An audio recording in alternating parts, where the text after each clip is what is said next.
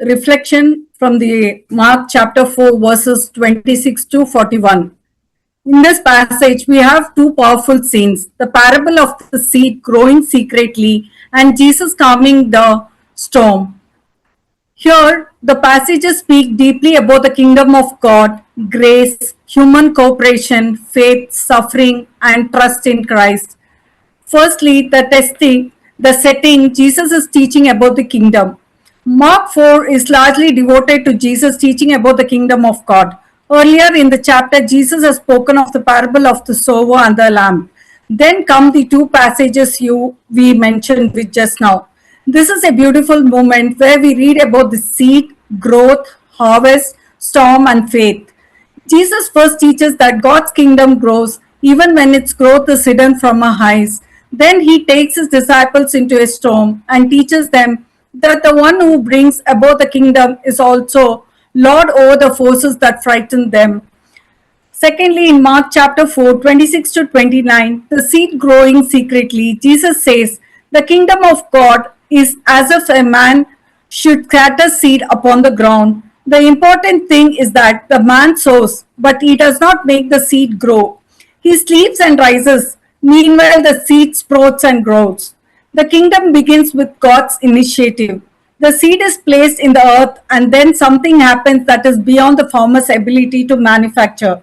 This gives us an essential New Testamental principle. Grace comes first. Human beings cooperate with God, but we do not create God's kingdom by our own power. St. Paul in 1 Corinthians chapter 6 expresses, I planted, Apollos watered, but God gave the growth. This is a very important Catholic understanding. We must plant and water, but God gives the growth. Our prayer, evangelization, teaching, sacrifice, works of charity and fidelity are genuinely important, but the spiritual fruit ultimately comes from God. Third, night and day the seed sprouts and grows. This is one of the most consoling aspects of the parable. The farmer does not see the entire process. He cannot stand over the seed and command, grow faster. He has to wait. This is a picture of the spiritual life. Sometimes we pray for years without seeing obvious result. We may pray for the conversion of a family member, healing in a relationship, growth in holiness, deeper faith, the renewal of the church, a particular apostolate, freedom from a recurring sin, peace in our hearts. And sometimes nothing appears to happen, but hidden does not mean absent. The kingdom may be growing beneath the surface. This is particularly important in spiritual. God's work is often invisible because it becomes visible. A person may appear unchanged outwardly, while God is quietly working within the person's heart. Fourth, first the blade, then the ear, then the full grain. Jesus describes stagely. The seed does not become a mature harvest immediately. That teaches us something very important in our Christian growth. God normally works progressively. We often want instant transformation. Lord, make me holy now. But God may answer, let me form you step by step. The New Testament repeatedly describes Christians' life as growth toward maturity. In Philippians chapter 1, 6, he who began a good work in you will bring it to completion. So don't despise small beginnings. A small movement toward prayer may be grace. A small victory over temptation may be grace. A growing desire for confession may be grace. A new desire to forgive may be grace. A deeper hunger for the Eucharist may be grace. A growing concern for another person's salvation may be grace. The blade is not at this harvest, but the blade is evidence that life is present. Fifth, the earth produces of itself. This phase can be misunderstood. Jesus is not teaching that salvation happens automatically without God or without human cooperation. Rather, he emphasized the mysterious power of the seed. The farmer cannot explain everything happening beneath the soil. Similarly, God's grace possesses a mysterious power that exceeds our understanding. God acts first and human begins truly cooperate with his grace. We are not passive robots. We respond. We say yes. We repent. We believe. We pray. We receive the sacraments. We practice charity. But even our ability to respond God is itself sustained by grace. When the grain is ripe, at once he puts in the sickle. Here the image changes from growth to harvest. This is the significant in the New Testament because harvest is frequently associated with the final fulfillment of God's kingdom and judgment. The kingdom is already present, but it is not yet fully revealed. This is an important Catholic principle. The kingdom is already and not yet. Christ has already come. He has already conquered sin and death. His kingdom is already present. Yet, we still avoid its fullness. We still experience suffering, temptation, death, and sin. Therefore, Christians live between Christ's first coming and Christ's final coming in glory. The seed is growing, the harvest is coming. That gives Christian life both patience and urgency. Let us go across to the other side. Now comes a dramatic change. Jesus has been teaching on the shore. Now he says, let us go across the other side. The disciple enter the boat and then the storm comes. This is not accidental in the narrative. Jesus has just taught them about trusting God's hidden work. Now he gives them the practical lesson interesting him in the middle of chaos. A great storm of wind arose. The Sea of Galilee is known for sudden storms. The disciples are in genuine danger. This is important because Christianity does not promise a storm-free life. Following Christ does not mean nothing bad will happen to me. Instead, the gospel teaches Christ will be with you in the storm. That is profoundly different. The Christian life is not the absence of storms, it is the presence of Christ within them. Jesus is asleep. Mark says Jesus is asleep in the stern on a cushion. This detailed emphasis is real humanity. Jesus is truly human. He becomes tired, he sleeps, he experiences physical weakness. This connects with the Catholic doctrine of the incarnation. The eternal soul truly became a man. The one sleeping in the boat is not merely a spiritual teacher, he is the incarnate Son of God, and this creates the dramatic tension of the passage. The exhausted human Jesus is sleeping while the divine Lord is about to command the sea. 10. Teacher do not care that we are perishing. This is perhaps the deepest emotional scene in the passage. The disciples do not merely say, Jesus, the boat is sinking.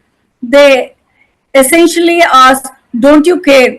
This is the cry of humanity in suffering. We often ask the same question, Lord, don't you see? Lord, why aren't you doing something? Lord, don't you care? Why are you silent? Why are you sleeping? The gospel does not condemn the disciples for being frightened. Instead, Jesus used their fear to lead them toward deeper faith. And this is important. Fear can become the place where faith is born. 11. Jesus rebuked the wind. Jesus wakes, he speaks to the wind and sea, peace be still, and the wind ceases. The disciples immediately recognize that something extraordinary has happened. This is much more than Jesus performing a covenant miracle. In the Old Testament, God possesses authority over the sea and chaotic waters. For example, Psalm 107 speaks of God claiming the storm. So Mark is quietly revealing something enormous. Jesus exercised divine authority. The question at the end makes the exit. Who then is this that even wind and sea obey him? This is one of the central questions of Mark's gospel. Who is Jesus? Not merely a teacher, a prophet, miracle worker, moral example. He is the Son of God, Lord over creation. Why are you afraid? Have you no faith? Notice the order first. Peace be still. Then, why are you afraid? Jesus is not saying that there was no real danger. There was. He is asking why their fear has become greater than their trust in him. Faith does not mean pretending that the storm is not dangerous. Faith means the storm is real, but the Christ is greater. This is a crucial distinction. Jesus does not always calm the external storm. This is perhaps the most important spiritual application. Sometimes Jesus calms the storm around us, sometimes he calms the storm within us, and sometimes he permits the external storm to continue while giving grace to endure it faithfully. 2 Corinthians chapter 12:9, my grace is sufficient for you. Therefore, Christian prayer is not simply, Jesus remove every problem. It can also become Jesus remain with me while I pass through this.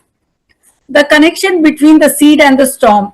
The two passages belong together. In the seed, the disciple must learn patience, and in the storm, the disciples must learn trust. The first says, you cannot see everything God is doing. The second says, you cannot control everything that is happening. Together, they teach, trust God when you cannot see His work, trust Christ when you cannot control your circumstances. A Eucharistic and sacramental dimension.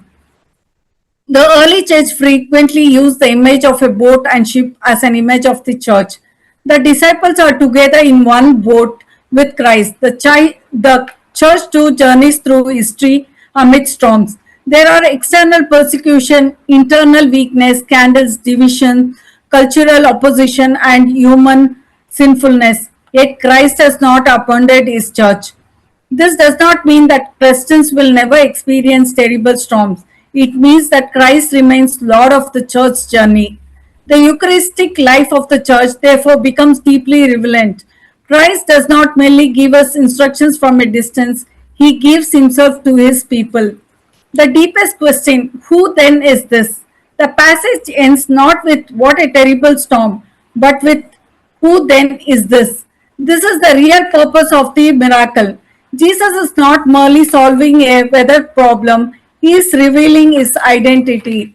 The miracle should move the disciples from fear of the storm to away before Christ. And there is a subtle point here. They were afraid before Jesus calmed the storm. After he claimed it, they were filled with another kind of fear, away before his divine authority. So the gospel moves them from we are going to die to who is this Jesus? That is the journey of faith. A very personal spiritual reading. The seed is your spiritual life, your plant, your prayer, your received grace, your struggle. You wait. God works invisibly. The growing plant is your gradual conversation. You're not finished. God is still forming you. Don't become discouraged because you're not yet the person you want to be. The harvest is God's purpose. Your life has a destination. God is leading you toward fulfillment in Christ. The storm is suffering. There will be moments when everything appears out of control. The sleeping Jesus is the experience of God's apparent silence. You pray, nothing seems to happen. You wonder, Lord, where are you? The command, peace be still, reveals his authority. Christ has not lost control. Have you no faith is his invitation. Why do you experience a storm? But why do you think you were alone in it? What this teaches us about prayer. Speak honestly to Jesus. The disciples did not hide their fear. We don't have to either. You can tell Christ, Lord, I am afraid. Lord, I don't understand. Lord, I feel abandoned. Lord, I don't know what to do. Authentic prayer does not require pretending. Second, remember who is in the boat. The question is not only how large is my storm, but who is with me. Third, surrender the outcome. Faith ultimately says, Jesus, I trust you not merely because I know what you will do, but because I know who you are. This is the mature Christian faith. A particularly Catholic application. Catholic spiritual gives us concentrate ways to leave the gospel where the storm comes. Go to prayer. When possible, spend time before the Blessed Sacrament. Go to confession when sin has disturbed your relationship with God. Receive the Eucharist worthily, remembering that Christ gives himself to us. Read scripture, especially the Gospels. Pray with Mary, who always leads us towards Christ. And when you cannot understand what God is doing, practice the virtue of trust. The sea teaches God is working. The storm teaches Christ is with me. Together, therefore, I can preserve. The message in one sentence is God's kingdom often grows invisibly and gradually, while Christ may permit storms to test and deeper our faith. Therefore, the disciple must patiently cooperate with God's grace and trust Jesus when even when his presence seems silent became because the Lord who controls the sea is also Lord of our lives. I'll end with a